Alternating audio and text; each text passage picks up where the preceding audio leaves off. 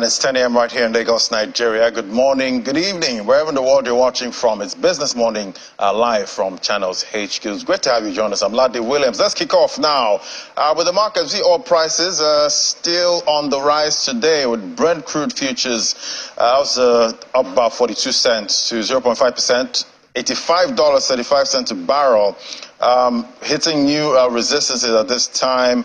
You see U.S. WTI crude futures, that's trading at $80.85 a barrel, up 43 cents. We'll drill down on drivers later on the show on the commodities market update. To edible oils now, we see Malaysian palm oil futures extended early gains today, hitting the highest level in 18 days. As traders covered positions following a surge in crude prices, the benchmark palm oil contract, FCPOC3, for June delivery on the Bursa Malaysia Derivatives Exchange gained by 1.47% to $894 a ton. Palm oil is affected by price movements in related oils as they compete for a share in the global vegetable oils market. And the Federal Competition and Consumer Protection Commission has approved 173 digital lending applications to operate in the country. Of the 173, 119 have full approvals and 54 have conditional approvals. After loan apps started harassing Nigerians, the FCCPC began a registration drive to protect citizens from the atrocities of these apps. Just shifting its deadline multiple times, it finally adopted March 27th, 2023 as the close of registration. The Commission has now released a list of approved apps that can operate in the country. Companies without approvals will not be able to operate in that space. We know how vicious those loan apps can be. And other matters now, the headline Purchasing Managers Index falls sharply to 42.3 points in March from 44.7 in February, moving further below the 50-point mark and signaling a sharper deterioration in business conditions in the country's private sector. Output new orders fell more quickly than in February, while input costs and output prices continue to rise sharply. Meanwhile, the cash crisis has continued to have a severe impact on business conditions in the private sector during the month of March.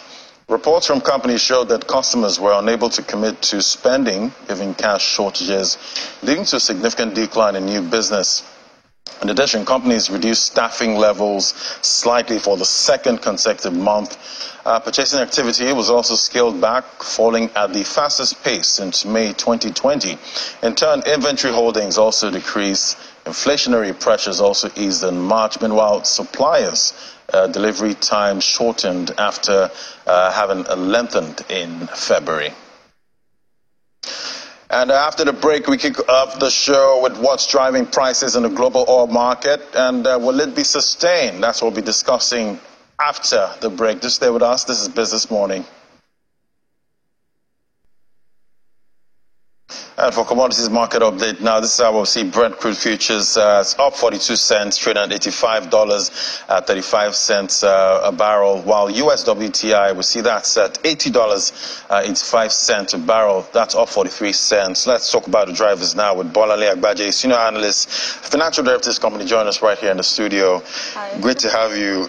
Thank you for having me. Quite interesting turn of events we're seeing in the global oil markets now. Last time, I was, thinking the market would continue that drop, below that $70 level, losing that support.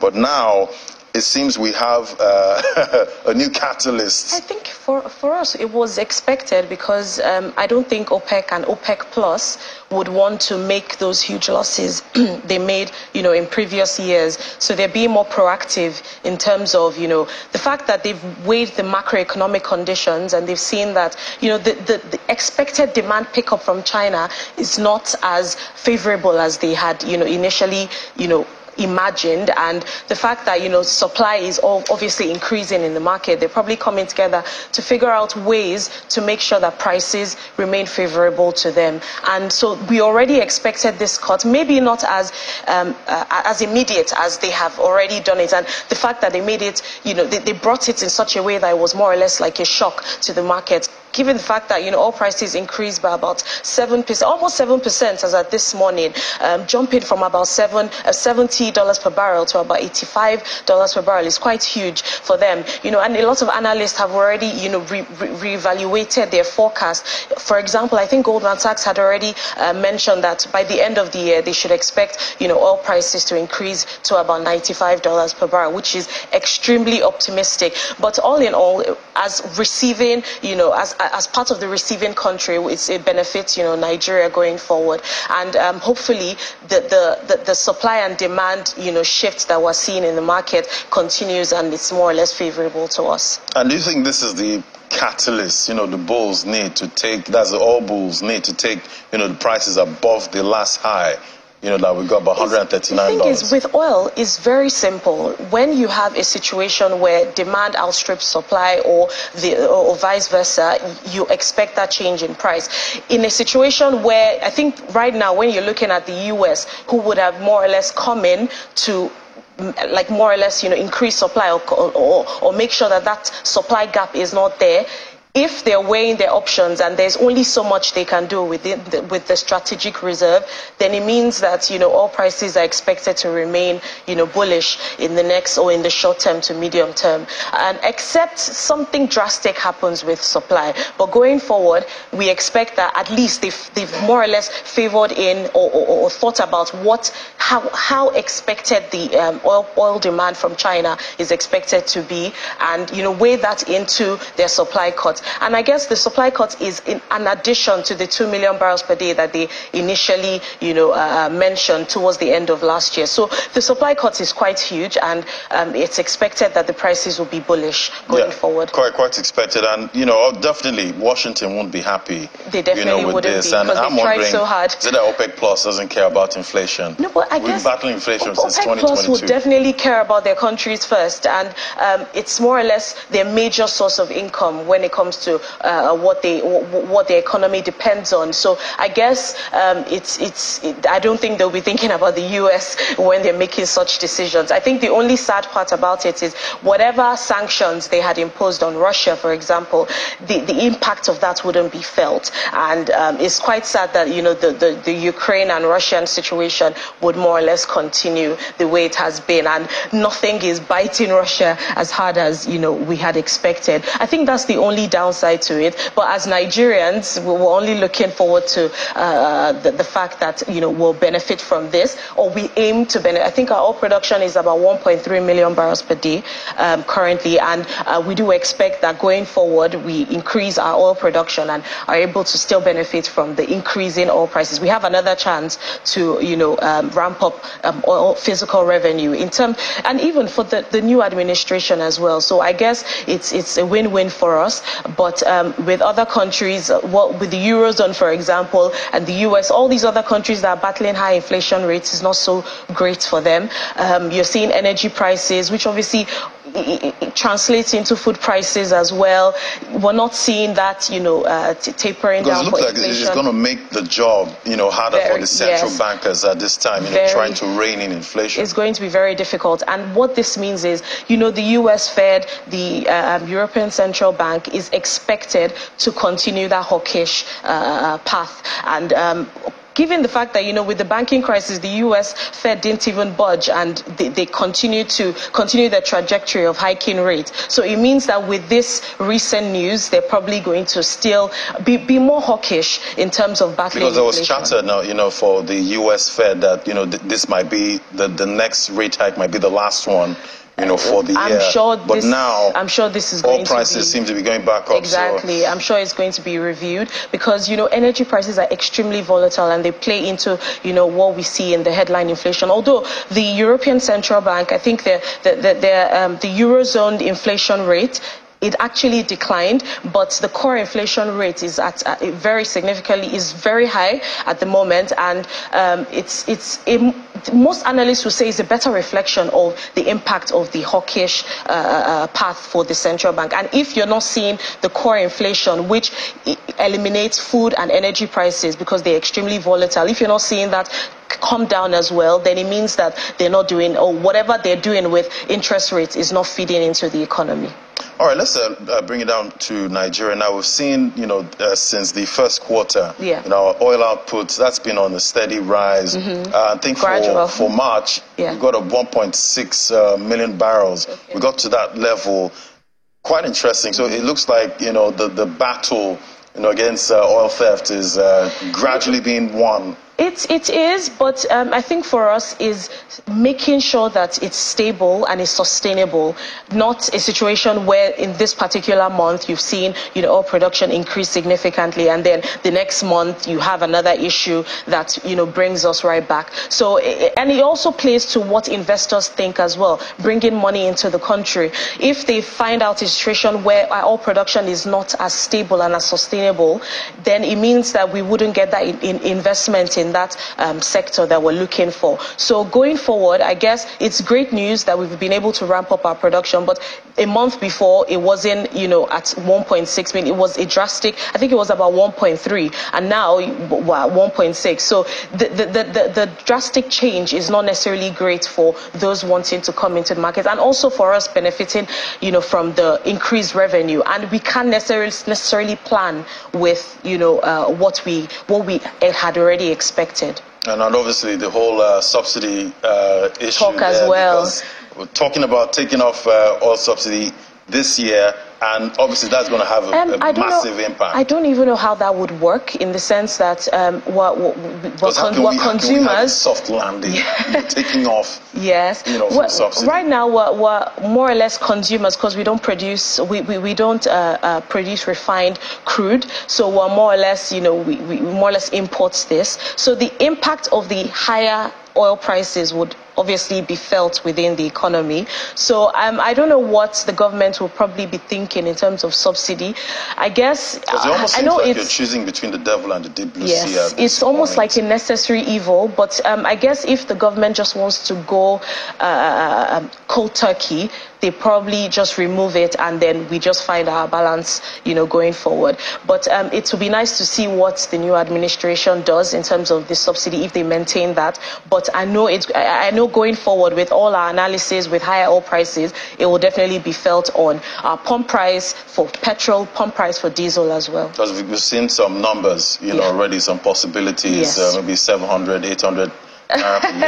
For petrol, yes, because some kind of balance, about 500. Yeah, because it costs more to produce petrol than diesel, so it's most likely going to be higher than what the diesel prices are. All right, what are we seeing in domestic commodities market? Well, we're seeing mixed reviews with domestic commodity prices. On one hand, you're seeing the price of beans, rice, onions go down, and then you're seeing the price of tomatoes, pepper, increase. But all in all, we do expect that going forward, as you're seeing more cash in circulation, we expect, domestic commodity prices to increase further. Yeah. So that's literally what's happening in the market. Some of these prices are still trying to find their footing. And then once we get to a situation, because I think the cash in circulation has actually increased, but going forward, we expect that this would increase further and would obviously play into demand and finally the prices of some of these commodities. It's so interesting you talk about cash in circulation, but for some reason I still don't have cash. But maybe it's just me. Well, maybe it's just me. Some people would say that there's increasing amount of cash in it. It's gradual, but I guess we'll get to a point definitely where can't just come all at once. Exactly, because I think that would be a shock to the economy. Exactly. All right, thank you so much. That's Bonale Agbaje, Senior Analyst, Financial Directors Company. Thank you for having me. Perspective. Thank you for having me. All right, we'll take a moment now.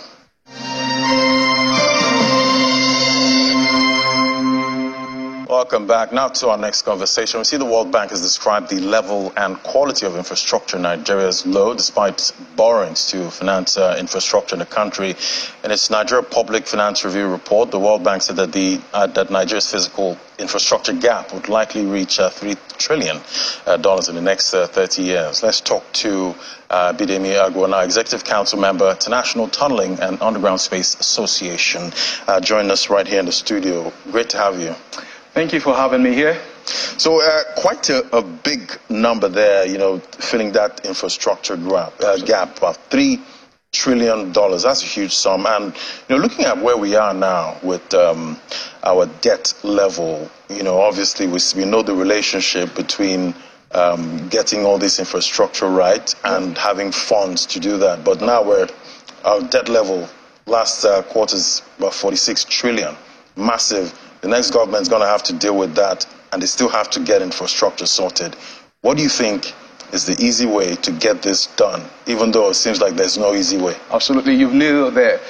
There's absolutely no easy way when it comes to infrastructure. Infrastructure actually is the core of the, forms the core of the structure of the country, be it looking at it from an economic, social, and environmental point of view. That is looking at how sustainable the country will be. If you draw references from developed countries, looking back to when there was a recession globally, the United Kingdom eased the economy by injecting money into infrastructure. The challenge there is that when that is done, it accelerates, the economic activities within the value chain. That is, there's a top-down, bottom-up absorption of funds, and then activities are buoyant. The economy becomes a little bit more buoyant. But then there's an asset in place that is the infrastructure, and that is where we need to get it right. The cost of infrastructure will make it easier for us to be able to bridge this massive gap that you're talking about. But answering your question from a global perspective, and even from an African perspective, where we are in a different climate, we've got different challenges, our institutions have different tendencies and to those in developed countries, and so there isn't an easy fix, as you said. We need to invest more in infrastructure to be able to bridge that gap. And looking at where we are now, are there maybe new technologies or old ideas that we can still bring to the fore to help us bridge this gap? Absolutely. From an infrastructural point of view, if we draw a parallel between where we are in terms of the maturity of the infrastructural setup or framework that we have in Africa, in Nigeria, and you look at developed countries, you can easily see there's a massive gap for subterranean infrastructure development, that is tunneling and underground space use. And of course, looking at it from an African point of view, there is the African Continental Free Trade agreement that has, from the World Economic Forum recently, is highlighted that Africa is on track through this agreement to host about 1.7 billion people, and with businesses and commercial activities ranging in the point about $6.7 trillion, making it easily one of the biggest economic bloc in the world.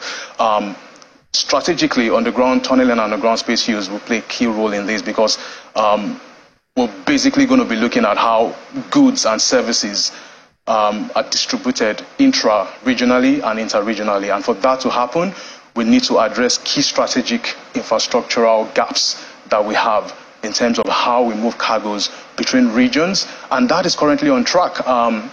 The 9 super highways that the agreement or the union have proposed, some of them are ongoing, some of them are in design phases.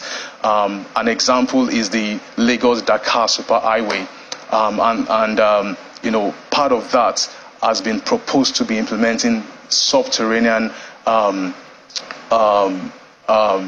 infrastructure as part of the process to ease how cities are being connected. So it plays a significant role. And to think about it, when you look at it from a population's point of view, Africa is basically projected to be one of the most populous continents, at least by 2050, where 1 in 4 people on Earth will live in Africa. And of course, that directly impacts the urbanization rate, which is already high in Africa, at the time projected to be in the range of about 60%, meaning 60% of the population of cities will now reside, of countries rather, will reside in key strategic cities.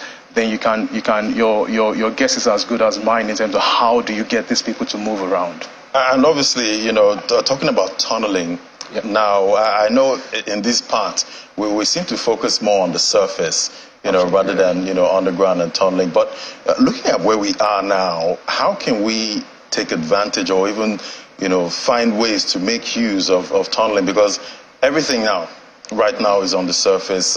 How much disruption would that bring, trying to get us, to that level, or actually using tunnels? All right. So actually, when you say the word disruption, those are one of the benefits that tunneling and underground space use brings. It actually is less disruptive than surface construction. Because I can imagine what's going on now in Lagos Ibadan, with construction, traffic and all of that. Driving so I'm trying to imagine, trying to set up, tunnels.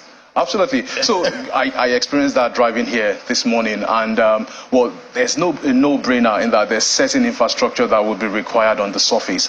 But what tunneling and underground space offers is the flexibility to be able to explore other options that allows you to still have your life on the surface without significant disruption. There's a massive gap, and the gap is not just from a knowledge point of view. There isn't enough references that we can make within the continent and within the region economically.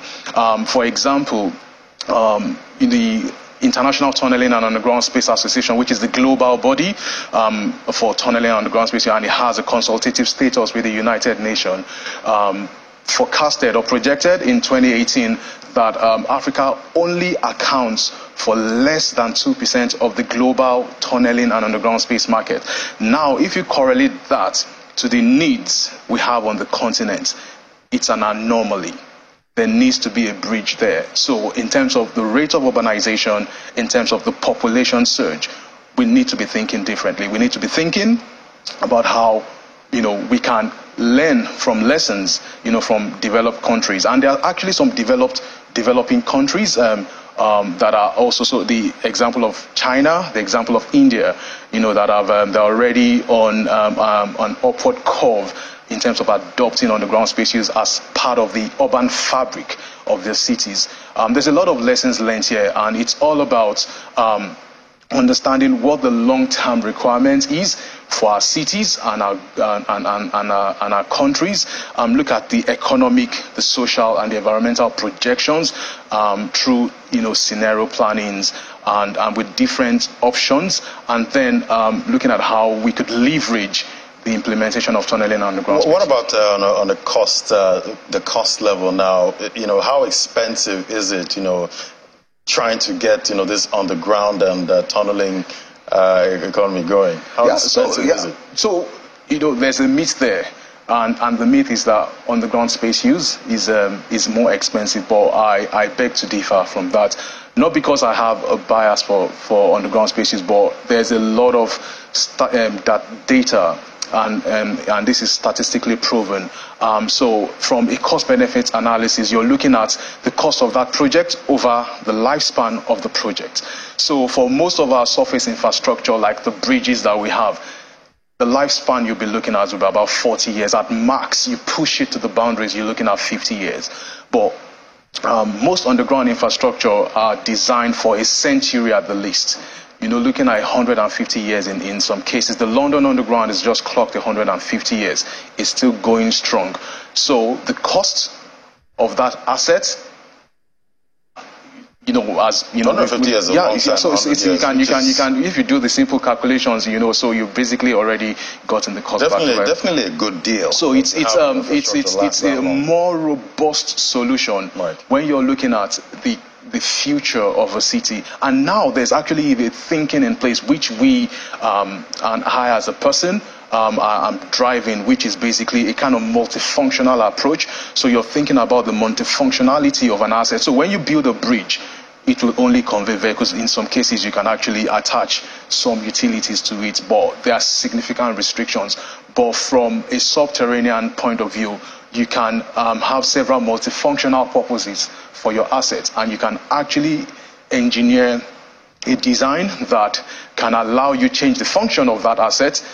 Say in the next 20 years, when we don't need it for a rail system again, we can actually change the functionality of it, and it doesn't now become a burden to the government at that time. All right. Well, we'll keep pushing, that idea, tunneling and underground space user. Thank you so much, Bidemi Agwo, Executive Council Member, International Tunneling and Underground Space Association. Absolute pleasure. Thank you very much.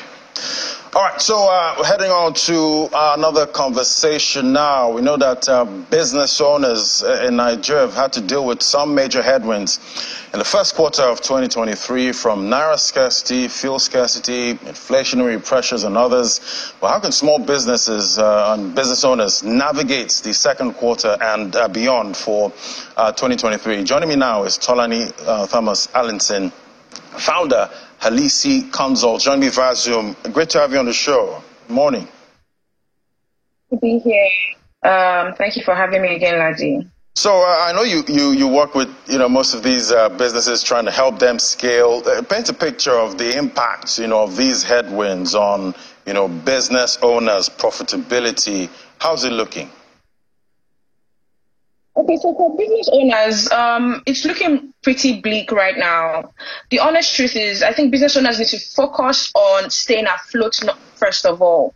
So they need to focus on being able to break even in terms of how much they've invested into the business and being able to pay salaries and, make their end of the month liabilities, etc. So the main goal for most business owners right now is to be able to break even and stay afloat of the impending recession and not go under. And definitely we might still have some of these headwinds with us. How can business prepare for the coming months, if these headwinds are still with us, especially the naira scarcity issue? Okay, so there's a lot of issues going on right now in Nigeria with naira scarcity and the impending global recession, which is affecting business generally. Business owners need to look inward first of all and fix the problems in their business first of all, and have an honest conversation with themselves and their team as to what's going to happen in 2023. The theme for 2023 for us is resilience. So you have to put on your big girl pants, if I may say. You have to get ready for how tough it might get. So it's not looking good, to be honest. I would advise, business owners to review their books, review the areas of their businesses where they feel like they have leakages and plug those leakages. And if they're, excessive spending at this point in time is completely unnecessary. If you need to downsize, now is the time to do that. You have to be honest with yourself. A lot of big startups all over the world, or big tech companies all over the world, Microsoft, Facebook, what have you, are downsizing and reducing their headcount to be able to mitigate the impact of the global recession that is coming upon us. So small business owners need to probably adopt those strategies as well to, mitigate the risk of losing their business versus being able to do the basic things like being able to make payroll at the end of the month. It's that bad. And with the cash constraints, it's incredibly hard to do business because people are holding on to cash more instead of spending as much as they should. And that means that, business owners need to look for more creative ways to be able to, keep their cash flows coming in on a regular basis as they used to. So look at, developing new services for your clients, or look at adding new services for your customers, being able to keep that cash flow coming into your business. Because if you don't have, other means of securing cash flow into your business, the business might go under. And talking about how to handle customers, at this point, because these are disruptions, definitely impact how you deal with your customers. So how do you manage customer expectations, with these kind of issues? Everyone knows what's going on. The entire economy is shaky, to put it mildly. So you have to be honest with your customers, address their needs on a very personal basis, on a case-by-case basis. So approach each customer as if that's your only customer, because right now you have to do everything you can to keep all your customers with you. So for customers, you have to manage their expectations in terms of, okay, this is what's going on with the economy, but we are with you all the way as, a growing business. We are supporting our customers in whatever way they need. So managing customers' expectations, first of all, you have to fulfill, the service promise that you claim to offer, and then also make sure that customers understand that, your business might be going through a trying time, but you're not going under anytime soon, and you'll always be there to serve them.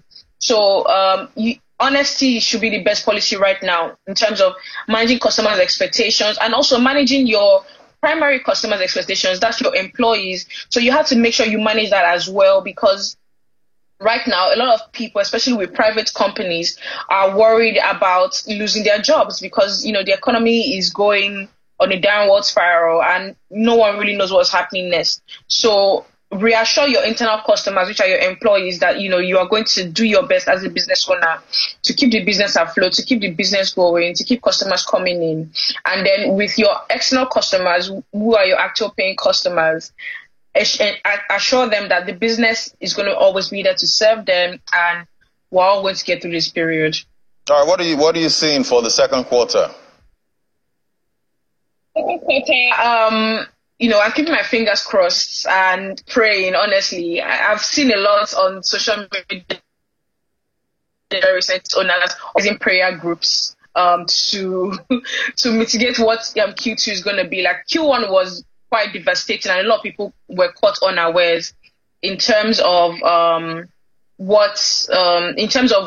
numbers, in terms of cash flow and etc. So for Q2, I think what business owners can do is double up on the efforts you're making in terms of marketing efforts, in terms of reaching out to customers, or what you're doing in your business to make your business grow. You have to double up on whatever strategy you've been doing. Look inwards and see where the business is having problems and try to mitigate those risks before they come to fore of your business, because before it becomes a real problem for you. So for Q2, I think things will get better. I think customers will start spending more.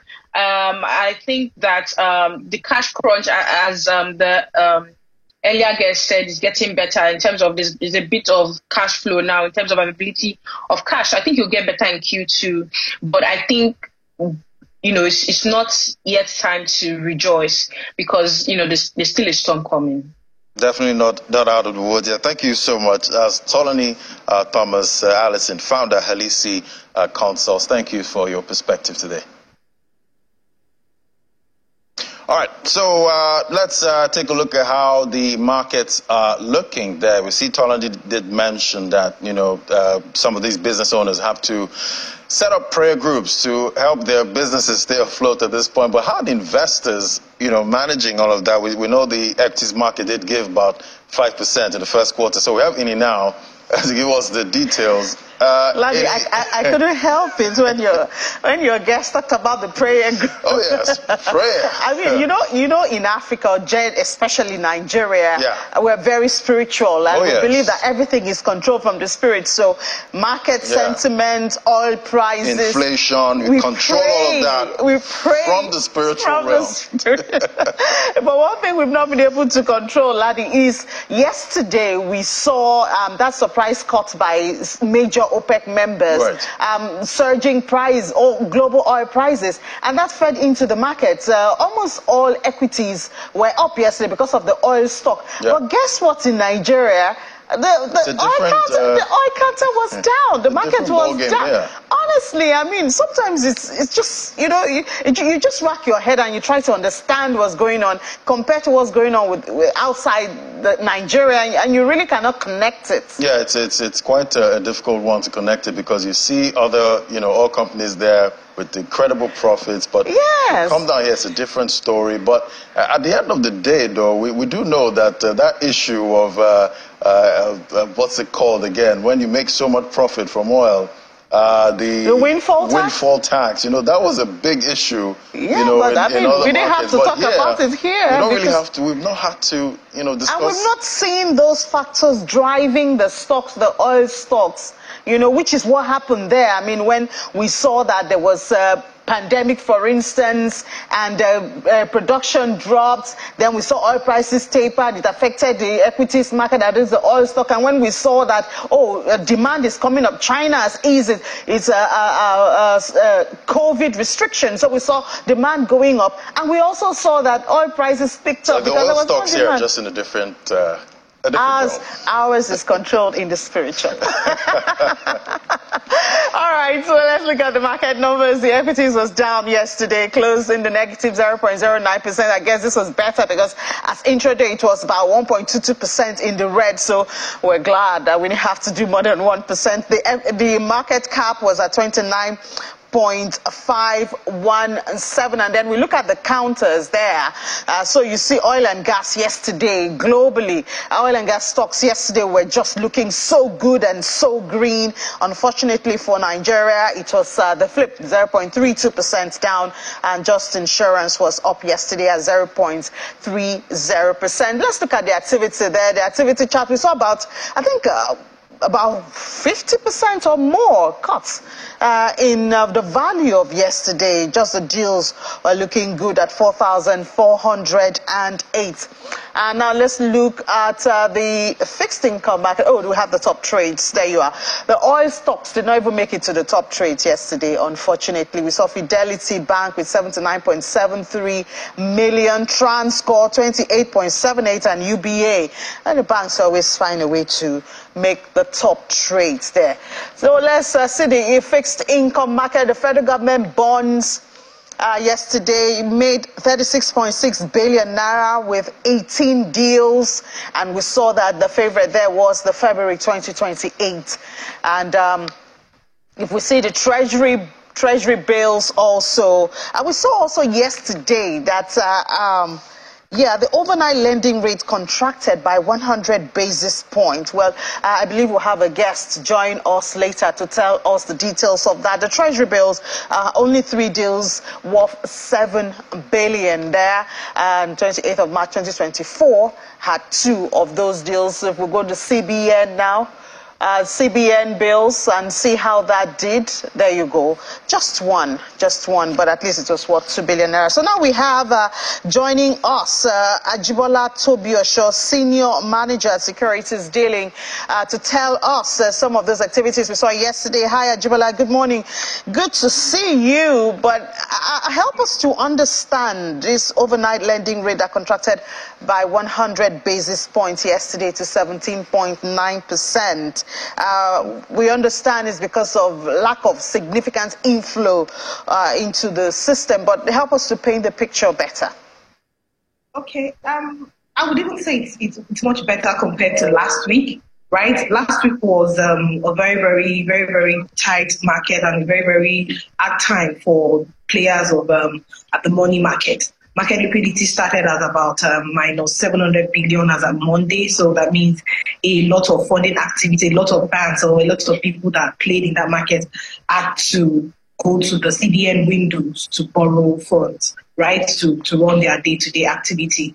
Or by the end of the week, by the time we saw coupon payment come into the market, T-bills, maturities, and some other funds coming to them, and a trickle of FACA inflows still came into the market. We saw a bit of relief. That was what brought rates to about that 17 level you saw yesterday. I mean, the market opened yesterday for about plus 40 billion. That's a good improvement from where it was coming from, minus 600 billion plus. So we would say it has improved compared to last week. It was more of the activities that drove the rates up. But based on yesterday's activity, there are not so much transactions that needed to be done by interbank players. So, I mean, that would have been what brought the rates down yesterday compared to where it was last.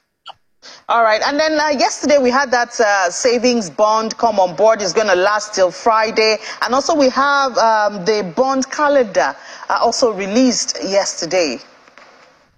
Yeah. Okay. So for the savings bond, the volume usually traded in that space is not so significant to move the market. I mean, let's look at the March savings bond auction. The total size was about 1 billion for both the 2 years and the 3 years. I don't know if you understand me. So at the end of the day, even if it's concluded, we don't expect to see the volume, move the market to such to a negative figure. Now, speaking on the FGN bond itself, the calendar was actually released last week, and we saw some papers come back in play, and then we saw the CBN replace some maturities with a new maturity. The 2037 was replaced with 2042, and the 2049 was replaced with 2050. What has that done, right, is the question. Well, what the effect of that has simply mean that we've seen more offers on the papers that are now on auction, that's the 2042s and 50s, right? And then we saw their yield go up about 50 basis points from where it was trading before. So that's what we expect till the auction. We expect it to be properly offered in the market. I mean, it will be for those that are trying to game the auction for April, or for those that have it in their position and need to exit it. That would be the plea for us. All right, Jibola, thank you so much for sharing your thoughts with us and giving us some of those backstory to the numbers that we said. Jibola Tobi Osho is Senior Manager at Securities Stealing. Thank you. All right, Ladi, so that's it. A lot of opportunities, or some opportunity for investors in Nigeria to get into the money market if they're patient enough to if you're patient enough. So much for investors to have to deal with, at this time, trying to make those investment decisions. But and just look have to make out those for the macroeconomic factors that actually drive so much to take into consideration before buying that investment. Thank you so much. Thank you. There with the details from the NGX and fixed income market. Let's head on to London now. Have Juliana standing by right there. Great to have you, Juliana. Good morning. So some news about internet outage there in the UK, with Virgin Media confirming internet outages where users across UK disconnected. How are Brits reacting to this?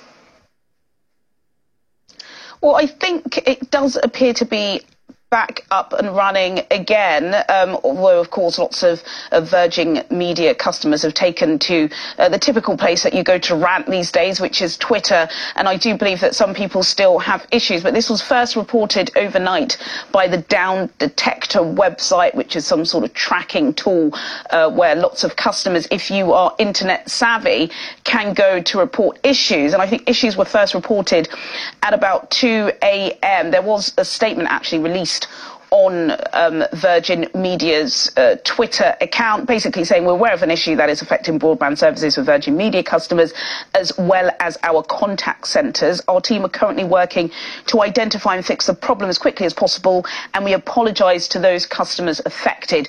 Not great. Of course, nobody wants to wake up and not use the internet. I suppose if there's no internet working, you may think the world has collapsed, and it also is coming at not a great time for Virgin because just last week, broadband services were increased in this country by between 3.5 and 7%. So if you've seen that your monthly bill is going higher, but you can't access the internet for 8 hours or so, that's not great. Worth mentioning as well that Virgin is one of the widest used broadband networks in the country. It has a cable network that runs right across this island. And yes, not great, but I do believe it has been fixed. We'll just have to wait and see. Yeah, definitely I'm sure you have internet right there, Juliana. But meanwhile, see Virgin Orbit, they filed for bankruptcy protection in the US after failing to find funding to recover from that rocket failure in January after the company aborted the UK's first satellite launch. How's that looking? Yeah, not great, actually. It's been a pretty difficult time for the Virgin Galactic owner, Sir Richard Branson, who's very well-known British philanthropist here. He has been successful with Virgin Galactic, which is kind of the tourist part of the Virgin Group. I believe that the Virgin Orbit organisation was basically an offshoot from the Virgin Galactic Group. It was first launched in 2017, and it was really seen as an easy way, if there is ever an easy way, to get to space, particularly to launch satellites, which of course is used for lots of research. It went public in New York last year. It was valued at over $3.3 billion. So definitely had lots of potential. But then sadly, its first launch mission from Cornwall in Britain in January failed, and all of the billions of dollars that had been invested into the organisation, those components fell into the ocean. Not great. I know the company did scramble for about 8 weeks. They were promised a $200 million lifeline. They were not able to secure that. And then we got the announcement last week that they were letting go of about 85% of its workforce, which is, I believe, 750 persons strong. And then, of course, we got this announcement this morning saying that they had filed this Chapter 11 bankruptcy. I believe they're also looking for a buyer for the company. As we know from hearing from the likes of Elon Musk and Jeff Bezos, you know, space tourism is a very, very expensive business. And if you don't have the backers, if you fail, then you just collapse, which is sadly what's happened to Virgin Orbit today. And definitely very expensive for us, you know, customers to get that vacation to space. Thank you so much, Juliana. I'll see you at 1:30. Only $1 million, I think. Just $1 million, yeah. Right. Thank you. Just $1 million. Just. All right, now let's look at other markets now. We see Bitcoin there holding up not too bad. Still greed for the sentiment in the crypto space, 62 points. That's what we have today, followed by yesterday. Still greed in this market, showing that traders are still quite bullish at this point. Let's look at the price of most of the cryptocurrencies we track here. We see Bitcoin there holding up at $27,877 at 8 a.m. This morning, up by 0.65%. Ethereum losing that 1,600 level, $1,587, but it's up 1.59%. We see BNB there still holding that $300 level, but marginally up 0.09%. We see XRP 49 cents there, 1.79% down. That's what we're seeing for that. And Cardano 38 cents, 0.85% up there. So it's still not looking so bad, but it looks like the market is looking for direction at this point. But we know how the altcoins still follow Bitcoin for direction at this point. Let's look at the gainers at this time. We see Doge there, 9 cents. Leaning counter up 24.93% after Elon Musk changed Twitter's logo to the Doge meme coin logo there. And we saw traders react to that, pushing that up by 24.93%. Let's bring in Gilbert Jopata now, financial market analyst. Hello, Gilbert. Good morning. Yes, good morning, Mr. Ladi. So I see Elon Musk, he still has that, you know, big effect in the crypto market. He did change the Twitter's logo, the bird logo, to the Doge logo, and we're seeing the impact here, 24.93% Dogecoin. I guess he still has the magic touch in this market. Okay, popularly known as the Doge Master. The thing is, Elon Musk's track record of unpredictability appears to have no boundary. He has been vocal of his love for the Dogecoin. However, this particular move appears more of a strike back to me on the $258 billion lawsuit between him and a group of Doge investors who accuse him of supporting the meme coin with silly tweets that manipulate prices. And we're up for a surprise yesterday when the Blue app on the web version was changed from the bird to Doge, and we could see it with prices moving up this way. But the thing is, will Doge price continue to soar, or will the courts prove Elon Musk to be guilty? This is actually the question on most investors' mind. But we cannot argue the fact that Doge has a very strong community of fanatics who are actually going nowhere, whether it's bear season or bull season. And they also have someone also like Elon Musk. Another major people who are capable of moving the market, also they're supporting the community. Yeah, and I know Twitter is listed on, you know, traditional markets in the U.S. there. And how's the stock reacting to this change? We see it's good for Doge, but is it good for Twitter? If it's good for Twitter, will have much to do with the company's profitability, more of intrinsic value. I understand traders may try to take advantage. That is investment traders in the equities market over there may still want to take advantage of it. But we don't really see heavy market movers, as in more of persons who could make tweets supporting the stock market over there, unlike in the cryptocurrency space where it's more of millennials. You know, the cryptocurrency market is to millennials what the stock market is to boomers. And so we have more of the persons who could make tweets that could move the market heavily here on Twitter. So the move will rather affect more of crypto assets than its stock market. All right, we'll definitely keep watching out for that. But before I let you go now, we see Binance on-chain balance remains high, despite negative press, we've been getting for the Binance exchange at this point. What's pushing that?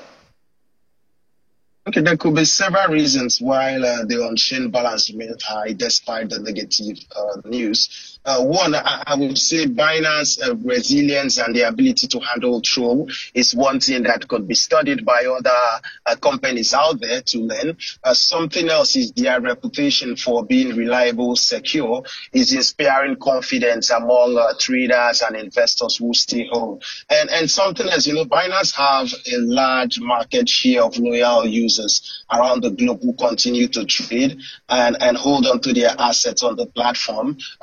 More also is the industry is also realizing that this isn't just majorly a Binance problem. It is beyond this. There is a larger issue between the Security Exchange Commission and the CFTC. These agencies are actually competing for control over the industry. While SEC claims that crypto is security, the CFTC argues that this is a commodity. But crypto is more of a new asset class. Why there are laws on what securities and commodities are. Cryptocurrency just happens to be an asset class that have futures of money, security, and commodities. So we have to just wait for a clear regulatory guidelines for us to really stop having much of these unnecessary lawsuits that isn't really an exchange or a crypto company's problem, but more of regulatory guidelines. Yeah, I guess 2023 is proving to be the year of regulatory pressure,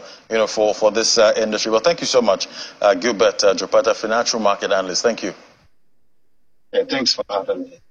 All right, so if we flip over to the losers counter, we see Hedera hash graph, the H bar, topping that counter 4.86%. Down we see STX 85 cents, down 3.81%. So still hanging in balance now for these assets, watching for where Bitcoin is going to go next before these altcoins actually follow. So that's it for the crypto markets today, and that's a wrap on the program. Thank you so much for watching. Don't forget to join us at 1:30 on Business Incorporated for more updates and developments in the world of business. Thank you for watching. I'm Ladi Williams. Bye for now.